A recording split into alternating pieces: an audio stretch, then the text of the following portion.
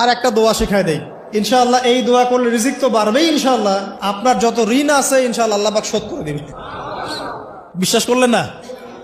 এই দোয়া শিখাই দিচ্ছি, এজন্য আমাকে হাদিয়া দেওয়া দরকার, স্পেশালি আমাকে এখন হাদিয়া দেওয়া দরকার। এটা গুরুত্বপূর্ণ দোয়া শিখাই দিচ্ছি। আলী রাদিয়াল্লাহু আনহু বলেছেন, কোন ব্যক্তির যদি পাহাড়ের সমানও ঋণ থাকে, এই দোয়া যদি আমল করে আল্লাহ পাক ওই ঋণও শোধ করে দিবেন ইনশাআল্লাহ।